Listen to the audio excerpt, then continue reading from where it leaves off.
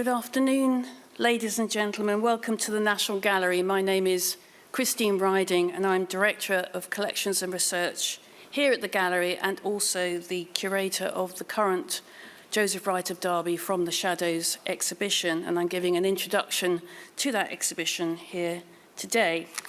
Before I start, I just wanted to alert you to a forthcoming lecture by Dr. John King, which is on the 16th of March, I think I'm right, where he takes up a lot of the themes that I'm developing today, but also specifically the focus on childhood and the representation of children and the idea of awe and wonder and the visual culture and entertainment culture of London and the United Kingdom during the 18th century. So I'm actually steering away from those particular areas today, but please do join us on the 16th of March for John's talk. I've also been handed a note from my colleagues in the learning department to say that for anyone who enjoys our lectures or attends our adult courses and fancies a holiday celebratory drink in the supporters' house, I sold it for me, I'm going, please come join at 1:45 for our courses holiday mixer. So I think this is where you're going to get a sense of what's coming up at the National Gallery and the kind of courses that we do and so on. So that would be, I think, really worth attending.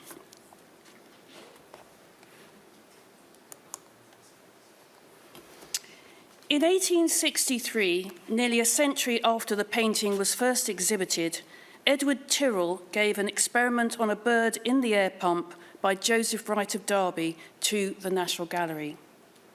Some 20 years later, in 1884, a philosopher giving that lecture on the orrery in which a lamp is put in the place of the sun was purchased by public subscription and presented to the Derby Art Gallery.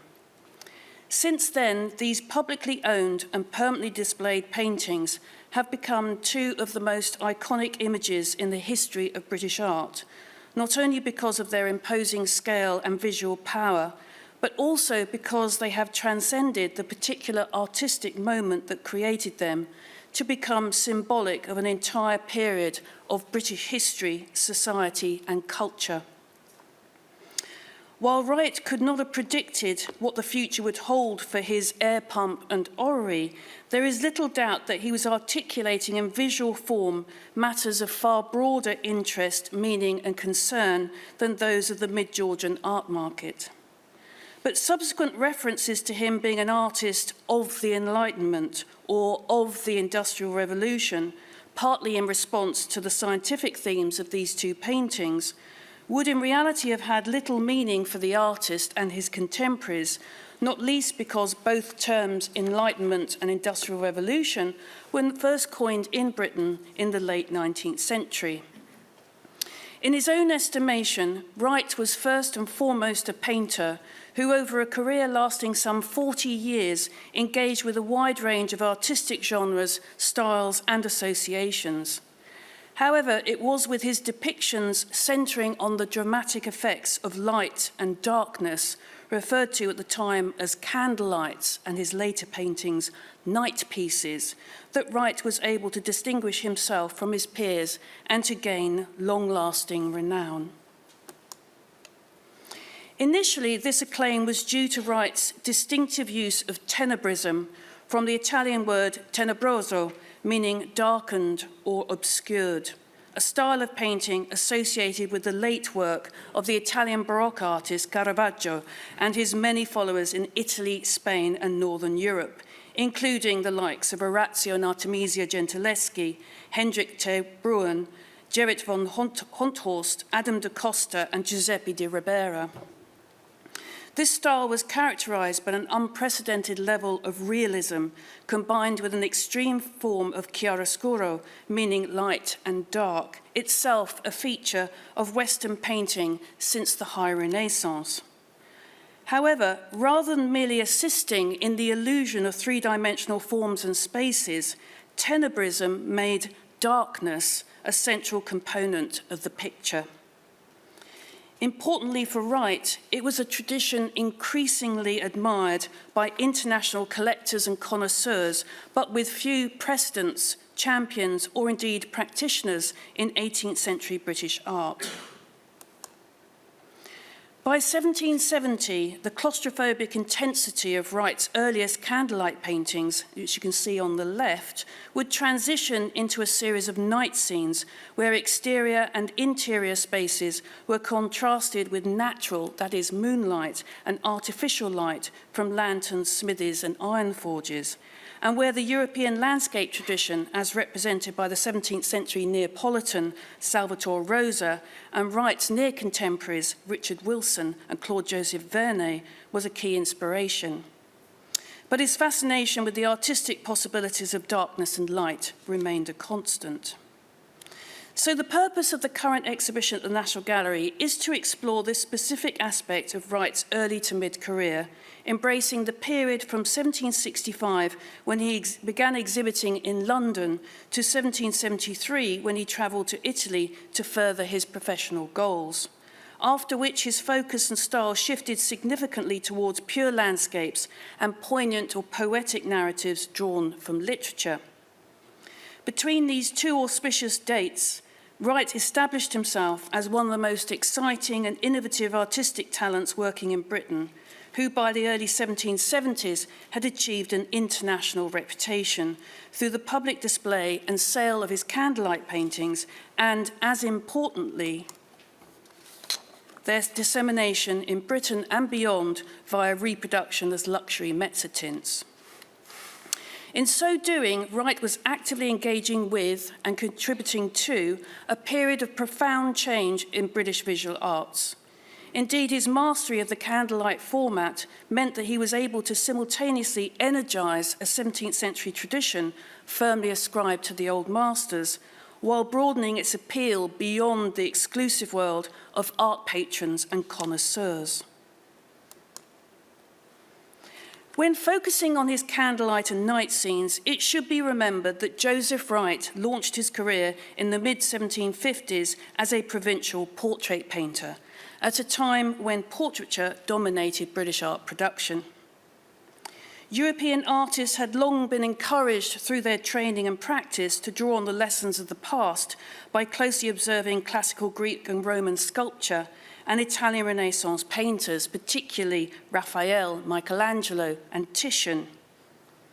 Without significant state patronage for the arts or an academy along the formal lines common on the continent, British-born artists were perceived to be at a disadvantage, above all when it came to history painting, then understood to be the most formally and intellectually demanding of all genres of art, and thus the most prestigious. What compounded the situation was the classical bias of aristocratic culture in Britain, exemplified by the 18th century phenomenon known as the Grand Tour, which took the sons of the nobility and landed gentry on excursions across Europe to Italy, with extended stays in Rome and its environs. One of the main drivers of such a tour was art appreciation and taste-making, which profoundly affected attitudes to collecting and commissioning paintings, with patrons intent on acquiring, whether abroad or after their return, examples by Italian Renaissance masters, Baroque artists including Salvator Rosa, and such revered 17th century French classicists as Claude and Poussin. Their paintings, incorporating mythological and biblical themes and narratives, set a standard in history painting and the associated genre of historical landscape that British artists were thought, at least in some quarters, to be technically and intellectually incapable of emulating. This long-held bias meant that British artists were also competing for patronage against leading contemporary Italian or Rome-based artists such as Vernet and Pompeo Battoni, the latter the principal portraitist in Rome for visitors from abroad. Battoni's Grand Tour portrait of Sir Natchbull Wyndham on the left shows precisely what Wright and his fellow British artists were up against, even in the realm of portraiture. Posing within a classical interior, the young aristocrat gestures towards a temple beyond, his flamboyant Van Dyck dress, far from being mere fancy dress, here pointing unequivocally to the cultural authority of King Charles I and the Stuart court, via whom the notion of the Grand Tour itself had developed. Thus, Wright's determination to travel to Rome in 1773, as noted by his niece and early biographer Hannah, reflected the immense pressure felt by many in the cultural sphere at the time. So the challenge for Wright and his fellow painters, whether they had been to Italy or not, was to attract grand tourists and other wealthy clients, while simultaneously raising contemporary British art in their estimation. This may in part explain Wright's attraction to a 17th century continental tradition that originated in Rome and Naples, examples of which, whether by Caravaggio or the so-called Caravaggisti, would have been seen by travellers in Italy and beyond, and were present in private collections in the United Kingdom. Out of commercial necessity, portraiture would remain a major strand for Joseph Wright, both as a vital source of income and means of networking. However, Wright concluded, as did many of his generation, that to raise his professional standing, he needed to broaden his range into other genres, while engaging strategically with the opportunities presented by the rapidly evolving London art world, despite Joseph Wright being the first major British painter to work almost entirely outside the capital. So Wright's lifelong objective was to succeed as both a provincial and a cosmopolitan artist.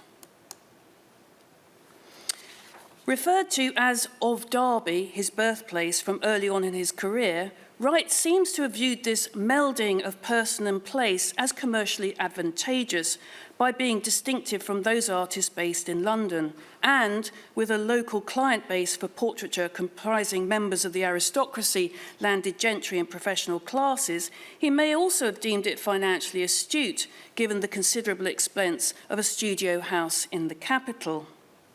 Furthermore, his roots in the English Midlands, Joseph was the third of 5 children of Hannah Brooks and John Wright, an attorney and the town clerk of Derby, a thriving market town, ran much deeper than providing a source of income and inspiration.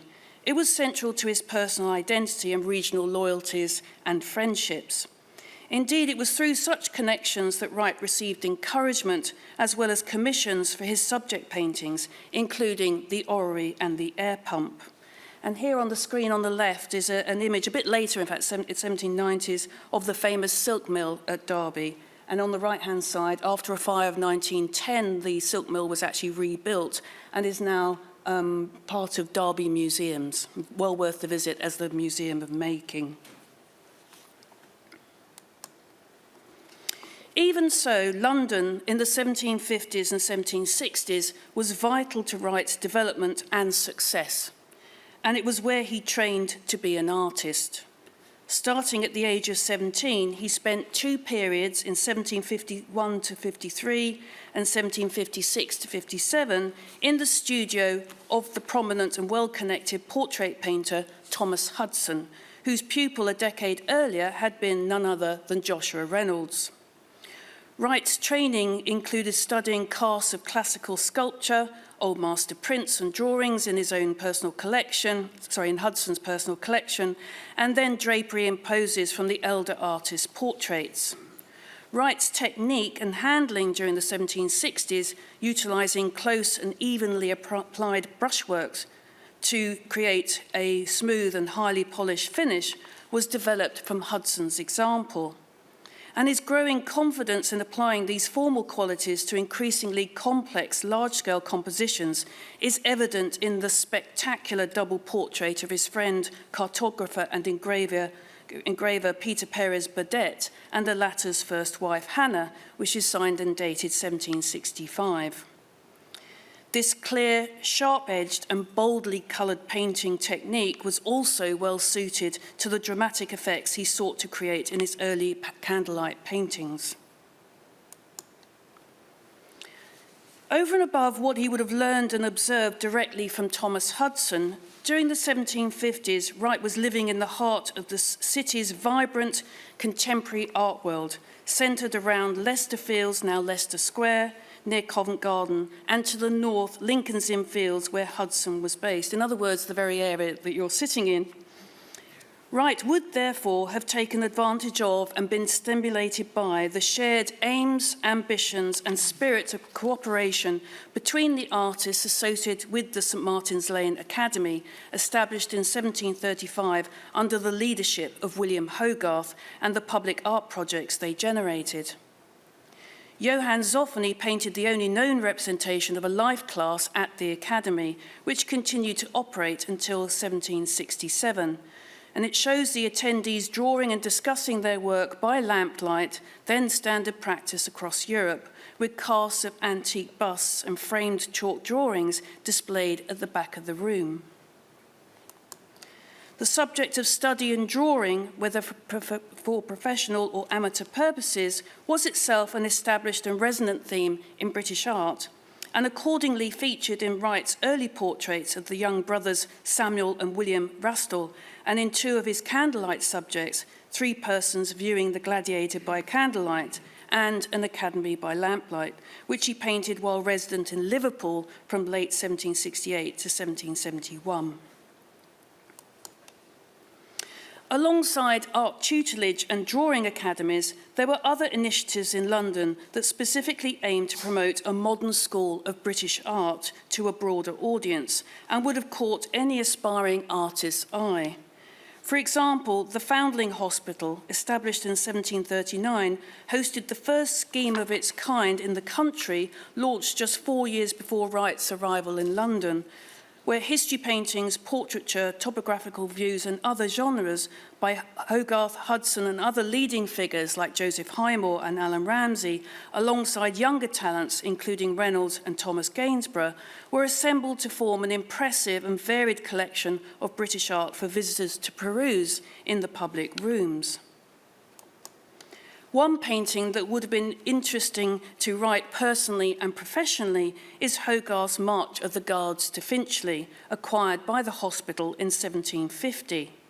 It shows British soldiers marshalling in 1745 to defend London from the Jacobite army led by Charles Edward Stuart, otherwise known as Bonnie Prince Charlie, as he marched south from Edinburgh through England as far as Derby. The 11-year-old Joseph Wright and his siblings had been evacuated in haste to nearby Repton, as the family home in the centre of Derby was used temporarily as a billet by occupying officers and soldiers. Hogarth's painting, part factual, part allegory, was also more than a hint to Joseph Wright as to how a familiar or newsworthy subject that chimed with the lived experience of contemporary viewers, as seen, for example, in The Orrery and the Air Pump, could be transformed via the ingenuity of an ambitious artist into the realms of high art.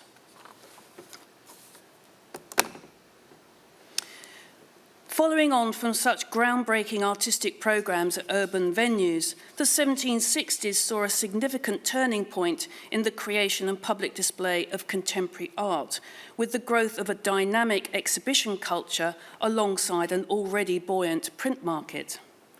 This was signalled by the founding of a succession of improving societies, starting in Edinburgh in 1755, followed 4 years later by London's Society of Arts and its offshoots, the Society of Artists of Great Britain of 1761 and the Free Society of Artists of 1762, leading ultimately to the formation of the Royal Academy of Arts in 1768. Wright exhibited almost exclusively at the Society of Artists until 1778, despite the Royal Academy having swiftly established itself as the premier contemporary art forum and school in Britain under the presidency of Joshua Reynolds. But the existence of multiple societies and exhibition venues meant that artists had the opportunity to play an increasingly prominent role in British public life, with audiences for their work expanding far beyond the exclusive world of connoisseurs, patrons and critics. Now art was seen by anyone who had the inclination and could afford the entrance ticket, normally a shilling. Unsurprisingly, this novel turn of events was favoured by young and provincial artists. Joseph Wright was both in 1760, who was seeking success and recognition in the capital. Importantly for the progress of Wright's career, this exhibiting culture encouraged the more pioneering artists to adopt or promote a signature style. Assuming that Joseph Wright was keeping an eye on trends and innovations on view in London from the early 1760s, he would have noted that his contemporaries, Wilson, Gainsborough, Zoffany, Reynolds, and George Stubbs, were already using the context of public display to experiment, testing the market as Wright would do for painting categories other than society portraiture, that is, landscape, fancy pictures, history, and genre painting, with works that were just as ambitious and steeped in the old master tradition, yet were unconventional or still to achieve any significant traction with British art patrons. And it is in this context, as specifically an exhibitor, that Wright's identification with the candlelight tradition should be viewed. For example, at the very first London exhibition in 1760, Richard Wilson caused a sensation with his The Destruction of the Children of Niobe. Here was a British artist mastering the hybrid style of mythological narrative in a landscape setting, brought to prominence by Claude, but in this instance taking inspiration from the wild, untamed compositions of Salvator Rosa. Wright's interest in the landscapes of Rosa and Wilson would surface a decade later in two night scenes displayed in 1773. On the right, the iron forge viewed from without, and on the left, an earth stopper on the banks of the Derwent, underlining a marked shift in subject, particularly the focus on working class labour, and composition from his earliest exhibits. But the point being made here is that the artists were emboldened by the tactics and successes of their peers. Thus, Reynolds took a particularly innovative approach to his unique brand of grand manner portraiture, incorporating classical and Renaissance ideals when he exhibited his large-scale Garrick Between Tragedy and Comedy in 1762. While overtly allegorizing a contemporary person, in this case the pioneering actor and theatre impresario David Garrick, Reynolds also signalled how artists could now trade on the celebrity and notoriety of performers and other public figures to engage and entertain visitors.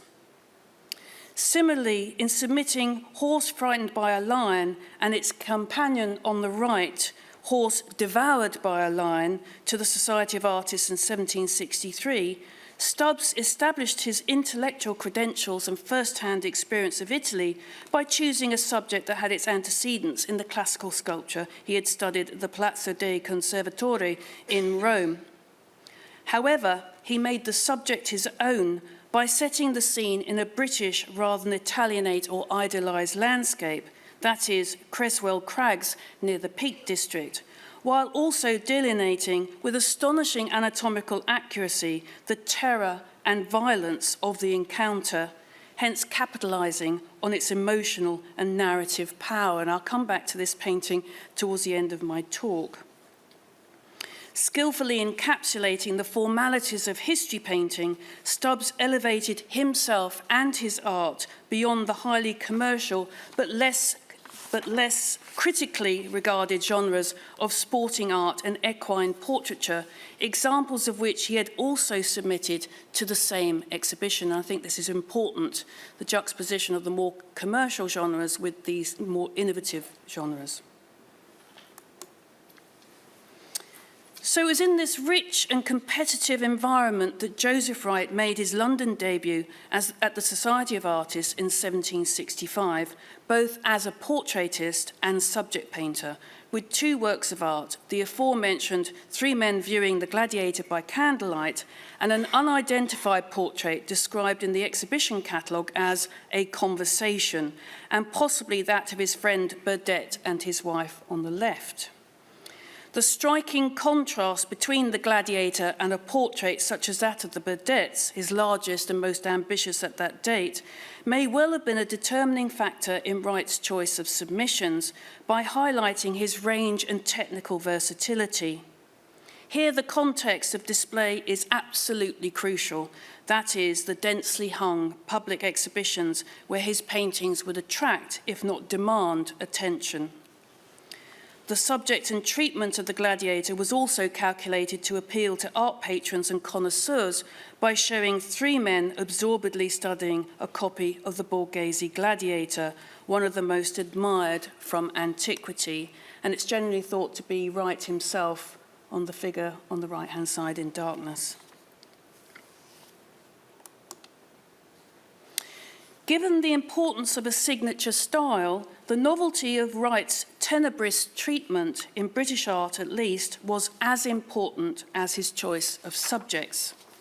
Compare, for example, his Academy by Lamplight with a painting on a similar theme and scale, A Conversation, showing the artist's brother Peter and James by George Romney, which was exhibited at the Free Society of Artists in 1766.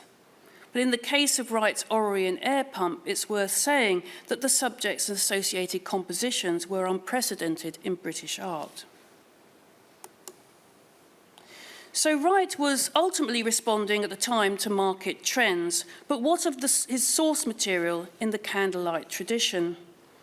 One historical influence is likely to have been the Dutch genre painter and portraitist Godfried Schalcken, who worked in London between 1692 and 1697, and whose candlelight paintings were already represented in British private collections. And just to give you another juxtaposition between Wright and Schalcken's work, we've got two examples of young men looking at a classical sculpture, in this case, the nymph on the left and then a Venus on the right, which actually indicates the kind of slightly more salacious and sort of idea of seduction which could come into play with the candlelight tradition. But in terms of the extant works of art that we have by Joseph Wright of Derby, he tended to steer away from such an overt juxtaposition.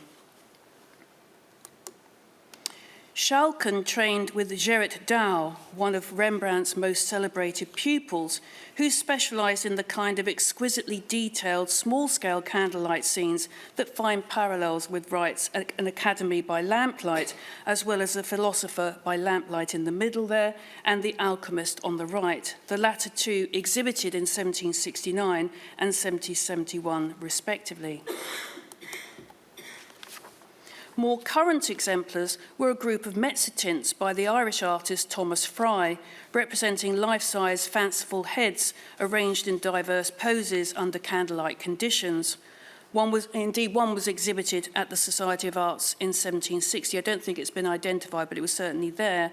And these have long been associated with specific figures seen in Wright's Air Pump and Academy by Lamplight in particular. Of course, Wright trained as a figurative artist and was thus able to transfer the subtlety of expression, gesture, and pose that stemmed from his burgeoning portrait practice to his candlelight paintings and vice versa. But the opportunities presented by tenebrism must have been additionally striking to Joseph Wright. The style alone could evoke a mood or emotion, not just visible actions, but states of mind. In the Caravagesque tradition, this was achieved compositionally by placing the human figures, sometimes half or three-quarter length, and habitually on the scale of life, up against the picture plane, giving them an immediacy for the viewer standing before the canvas. The intensity of the scene was enhanced by the illusion of a single directed light source, often set against impenetrable darkness, so concentrating attention on the expressions and gestures of the protagonists. This also tested the artist's ability to evoke different textures and surfaces, skin, textiles, metal, and so on, under such conditions, and equally to note how the perception of colour alters. While Wright would have studied closely any available paintings and engravings to attempt to understand how such an effect was achieved in the past, on a practical level, he had to come to his own conclusions through extensive observations and experiments. Over and above the standard practice of drawing by lamplight, one method Wright deployed, according to his niece Hannah, involved 2 rooms in his brother Richard's house, one in darkness arranged with objects, and one lit from which he could observe how light and shadow behaved. Some years later, Wright continued to experiment using a box-like contraption of his own invention. More intriguingly, he also used metal leaf more extensively than was previously supposed, specifically between paint layers of the areas in and around the source of light. During recent technical analysis of the air pump, for instance, remnants of silver leaf were discovered within the area of candlelight diffused through the large rounded glass, that is here. And it was clearly being employed to accentuate the glow of the light. And how Wright would have alighted on this, obviously there were lots of treatises around the properties of metal, and silver, of course, being the most reflective of metals. But equally, as shown in some of Wright's painting, he very minutely observed such things as sconces, candelabra, and candlesticks, which obviously in Georgian England were mainly made of silver if they were going to be made of metal.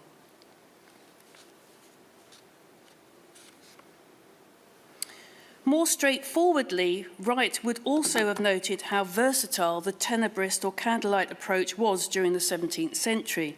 It was applied to contemporary subjects, settings and models, as well as historical or fictional narratives, and it embraced various categories of art, from history painting to genre painting, that is, scenes of everyday life, and from complex group compositions to single figures or paired figures. Between 1765 and 1768 inclusively, Wright exhibited 7 candlelight paintings that, broadly speaking, fall into 2 distinct formats within the tenebrist or candlelight tradition. Exemplars on religious and secular themes, respectively, are The Denial of St. Peter by Gerrit van Honthorst on the left, and A Man Singing by Candlelight by Adam de Costa on the right.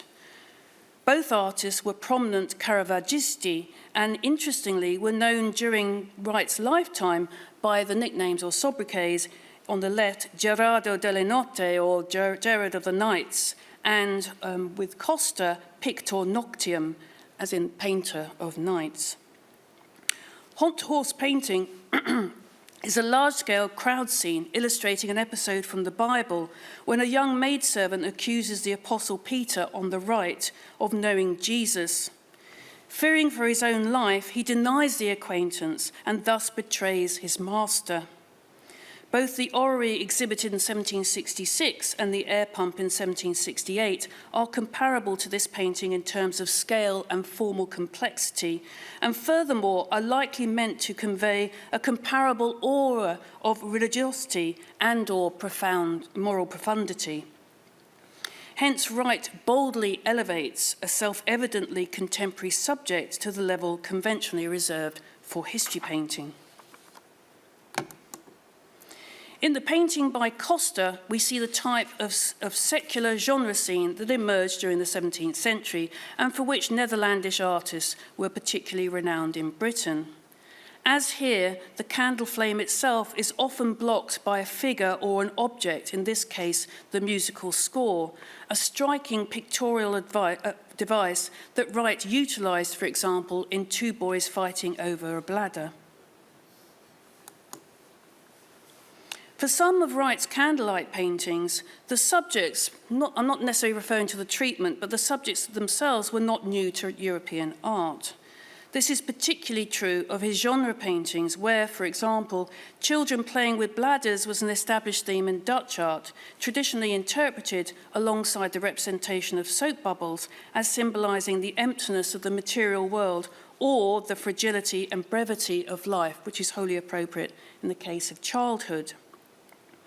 In the context of British art, Two Girls Dressing a Kitten by Candlelight in the centre here and its companion, Two Boys with a Bladder, come under the broader category of fancy picture, which were paintings depicting everyday themes with elements of imagination, invention or storytelling.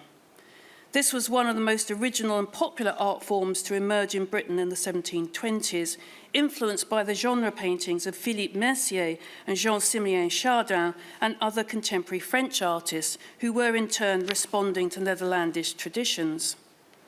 And the term fancies, then understood to mean fantasy, was first used in Britain in the late 1730s to describe Mercier's paintings of anonymous children and young female street vendors and domestic servants. Wright plays on the notion of fantasy through his conspicuous use of elaborate costume or fancy dress in these two small-scale paintings in the centre and the right, which he repeated in the Academy by lamplight. But while portraying children and adults in costume was commonplace at this time, Wright's tenebrous treatment was not. In fact, on current evidence, the only British artist regularly exhibiting anything remotely comparable to Wright's candlelights was Henry Robert Morland, who, from 1764, showed a series of nocturnal fancies which predominantly featured single female figures in the simplistic manner of Mercier, starting with a ballad singer on the left. Without serious competition, therefore, the field was left clear for Wright to take on the challenge of transforming the candlelight tradition for his own time.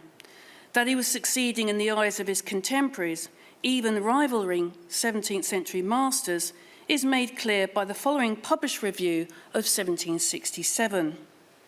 Who of all the Flemish and Dutch schools can equal Wright in still life? The magic of his lights and shades is beyond description. His ideas, how lovely. His execution, how consummate.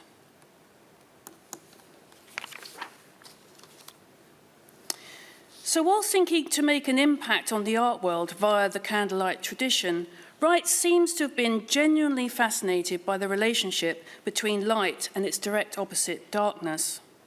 Of course, light and dark had powerful theological, intellectual and cultural connotations beyond art at the time, which would have been significant to Wright as a citizen, a Christian and an artist, and thus equally meaningful to the contemporary viewers of his paintings. In the book of Genesis, for example, the first act of creation is God commanding, "Let there be light." In a biblical context, this signifies far more than just the creation of light, the physical creation of light. It represents God's creative power and the establishment of order and time of the celestial and terrestrial realms, contrasting with the initial state of formlessness and darkness. Wright may well have had such illusions in mind when conceiving his striking representations of godlike lecturers in the orrery and the air pump. Furthermore, in Christian theology, Jesus Christ is frequently described as the light, which signifies his role as a source of spiritual enlightenment and guidance, a concept that features prominently in the Gospel of John, where Jesus declares, "I am the light of the world. He that followeth me shall not walk in darkness, but shall have the light of life." The juxtaposition of light and darkness also had a classical association with philosophy, going back to Plato's allegory of the cave in Book 7 of Republic, which states that light is knowledge of the true. Here, the philosopher figure is likened to a prisoner freed from a cave who comes to understand that the shadows on the walls are not the direct reality of the object that are glimpsed. Accordingly, their true forms can only be viewed outside in sunlight, that is, via the light of philosophical reason. The common ground linking such references is that prejudice and ignorance associated with darkness have obscured our ability to perceive the truth. And this perhaps leads us inevitably to the term enlightenment. In the 18th century, the terms that would have been used or understood in certain quarters in the United Kingdom would have been the French lumière, meaning light, and the German Aufklärung, meaning a process of enlightenment. So this complex and in the present contested term describes the wide-reaching intellectual and philosophical movement in 18th century Europe that emphasized reason and individualism, challenging traditional authority, and promoted ideas such as liberty, progress, and tolerance.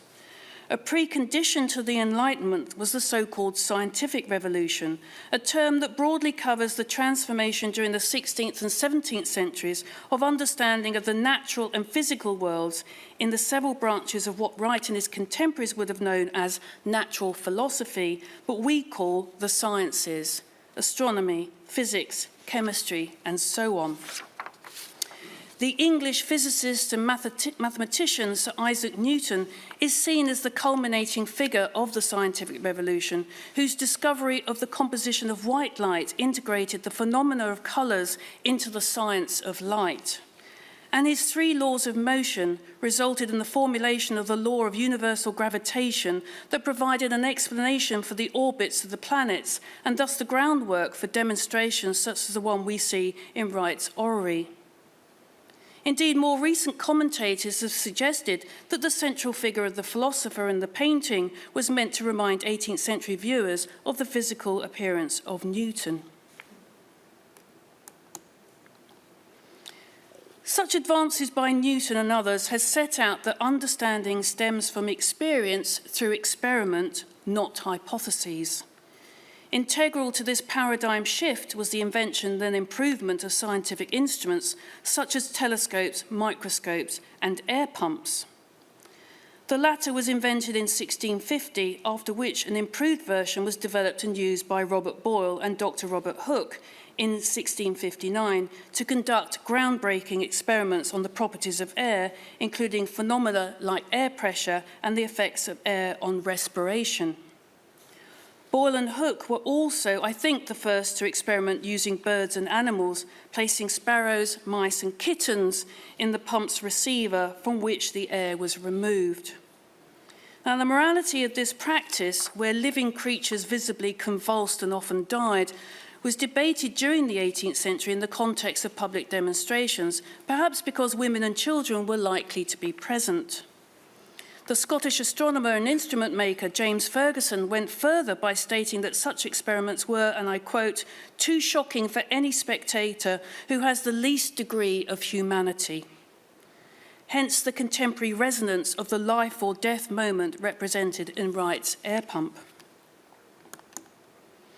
Such instruments and demonstration devices were often valued for practical and aesthetic reasons, with the makers, some of whom were members of the prestigious Royal Society, being both engineers and craftsmen. This is particularly true of the orrery.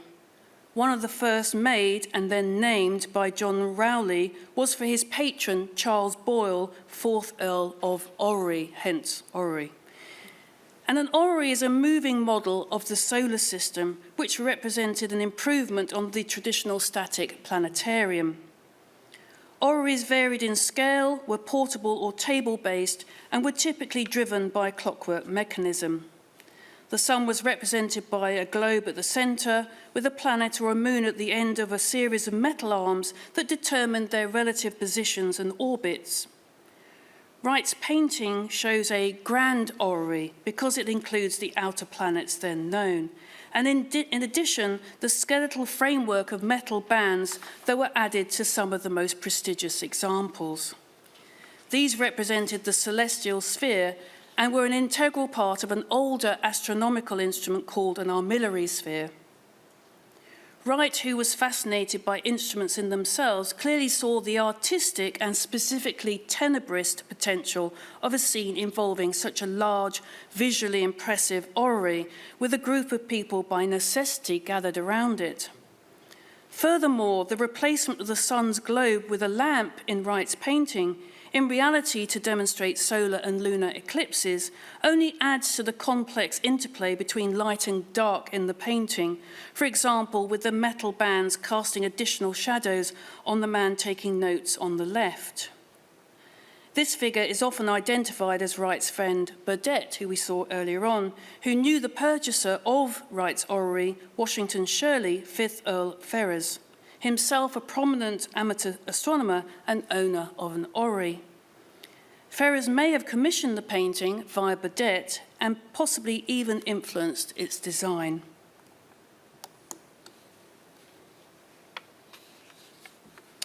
Wright's orrery and air pump, and indeed his Gladiator and Academy by Lamplight, underline how a fundamental tenet of the Enlightenment was to promote both the pursuit of knowledge, particularly the relationship between objects and ideas, which we've actually replicated in the exhibition, and, equally important, its broad dissemination through the kind of social gatherings and demonstrations that Wright represented and likely witnessed firsthand. The now common idea of the public sphere or public realm was first coined to describe such social developments during the 18th century with the spread of institutions, learned improving societies, informal groups such as reading and dining clubs, and new spaces for socialising, ranging from coffee houses, which began in the late 17th century, to annual art exhibitions, which, as we know, started in 1760. The Lunar Society of Birmingham, a dining club of industrialists and intellectuals, including Matthew Boulton, Erasmus Darwin, Joseph Priestley, and Josiah Wedgwood, has long been associated with Joseph Wright. Later commentators have even suggested that Wright's representation of moonlight in his candlelights and night pieces was in part due to the club's name that stemmed from its practice of scheduling meetings on the Monday closest to the full moon, thus providing better light for members travelling home. And here we have a sort of classic example of the very different relationship that we in the 21st century have with light, especially nighttime.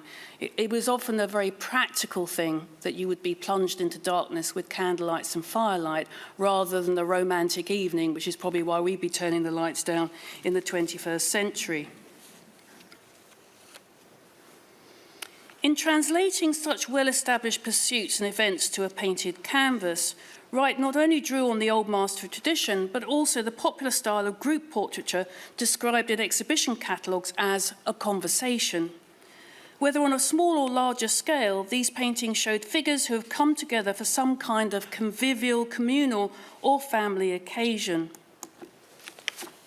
Within polite society, women as well as men were encouraged to engage with natural philosophy as a kind of accomplishment in tandem with art and music, resulting in publications aimed equally at female as well as male readers that followed a conventional format for treatises of a dialogue or conversation rather than a straightforward narrative.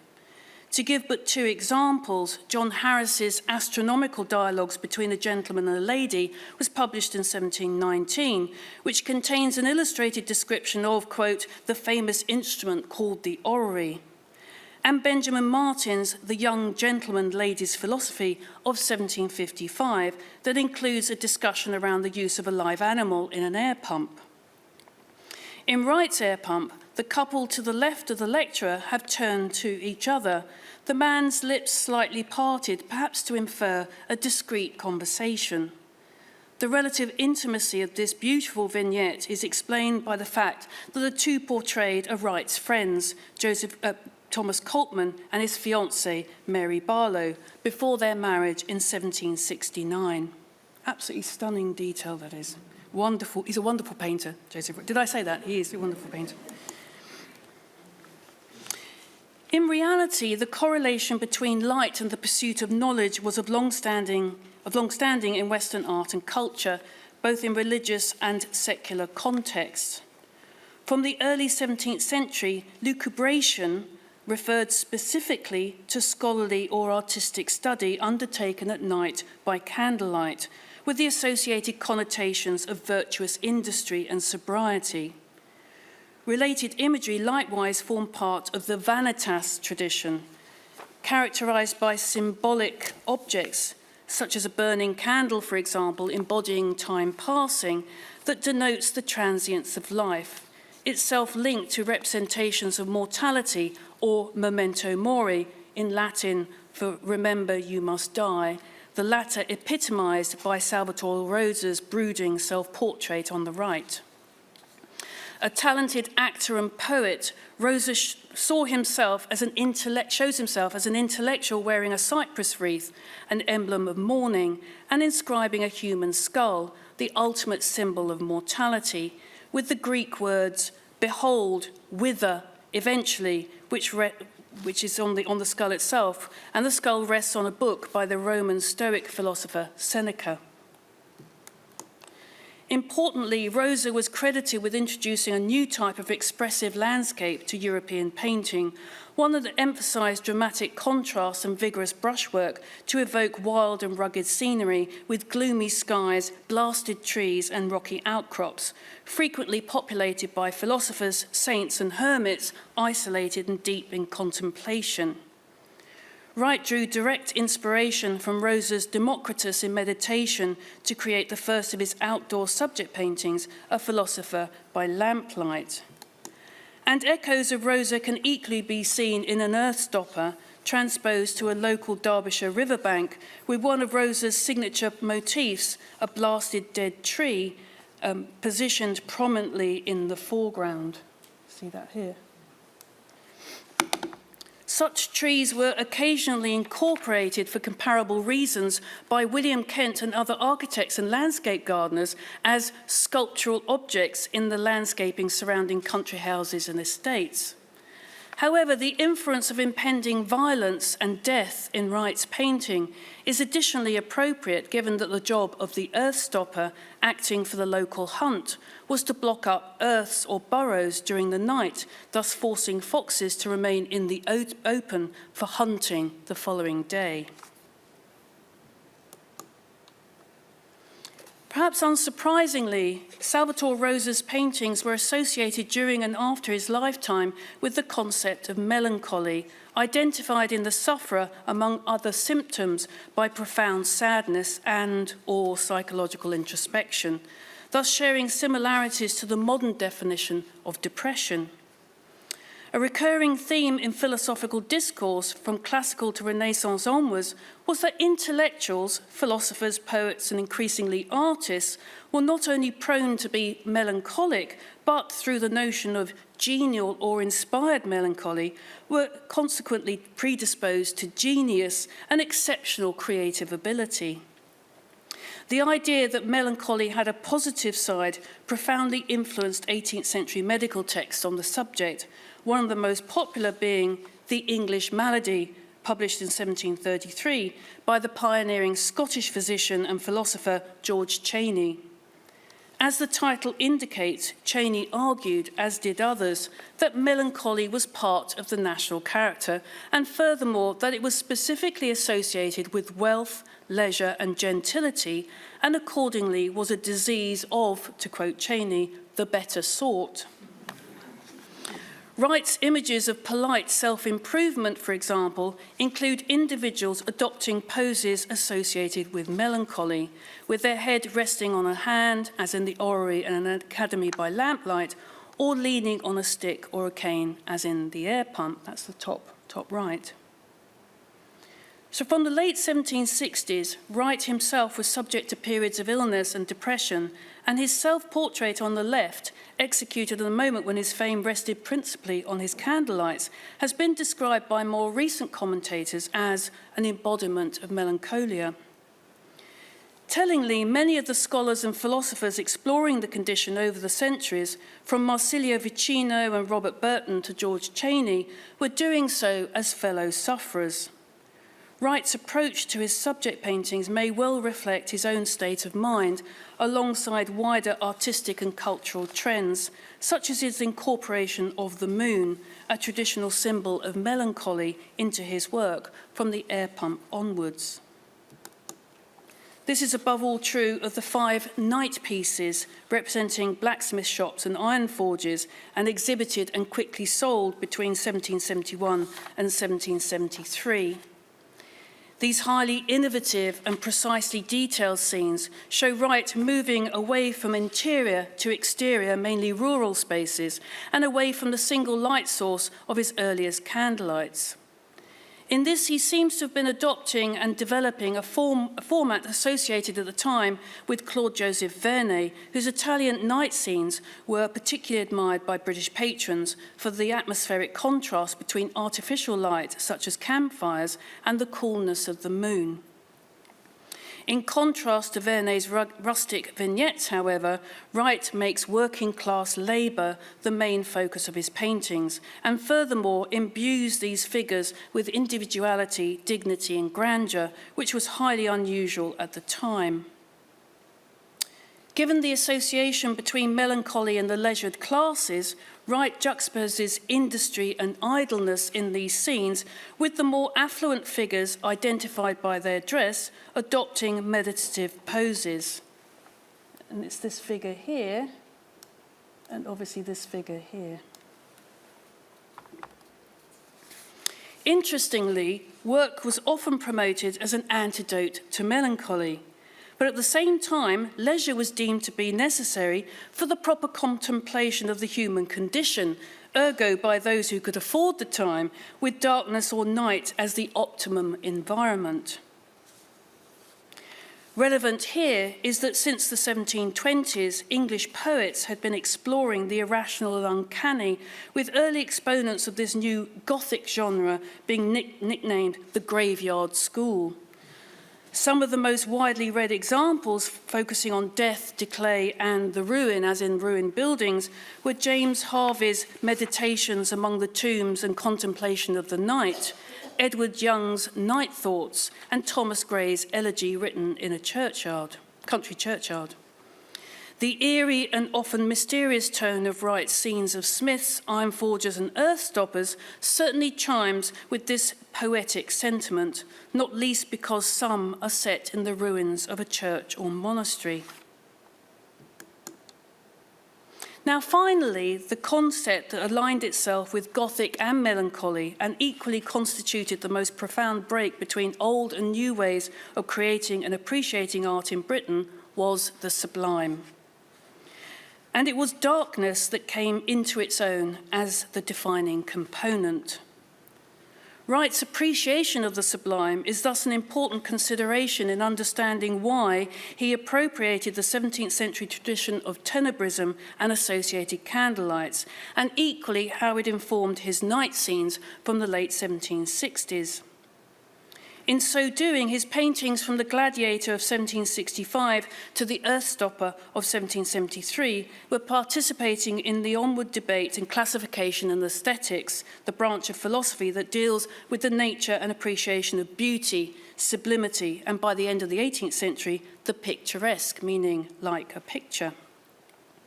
Two seminal texts in this regard were published while Wright was based in London: Hogarth's Analysis of Beauty of 1753 and Edmund Burke's A Philosophical Inquiry into the Origin of Our Ideas of the Sublime and the Beautiful of 1757. While descriptions of the sublime varied, all 18th century commentators agreed that the sensation was premised on the contemplation of powerful scenes or objects, primarily natural phenomena, which arouse feelings of awe and fear in the beholder. Burke himself was sceptical that the imitative arts, as he referred to them, could produce an authentic sublime effect, but he gave some significant pointers in that direction by categorizing the sublime into 7 aspects: darkness, obscurity, privation or deprivation, vastness, magnificence, loudness, and suddenness, all of which have the potential to shock our sensibilities to the point of disablement. On one level, for Wright to achieve a sublime register in pictorial terms, he simply had to bear these categories in mind. Hence, we can see how an earthstopper corresponds to darkness and obscurity and the natural sublime, just as the orrery evokes the notion of infinity and celestial bodies, and therefore the cosmic sublime. That Wright was attempting to penetrate the psychological dimension of the sublime as characterized by Edmund Burke is perhaps most evident in The Air Pump. Burke's premise that being confronted by pain and danger and feeling terror, the ruling principle of the sublime, but without being actually in such circumstances, and that's a quote from Edmund Burke, results in a kind of intense, as he called it, delight in the spectator. The frisson between fear, pleasure, and self-preservation, to use Edmund Burke's term, is precisely what George Stubbs has set out to provoke in his Horse Devoured by a Lion, a theme he continued to develop and exhibit for years to come.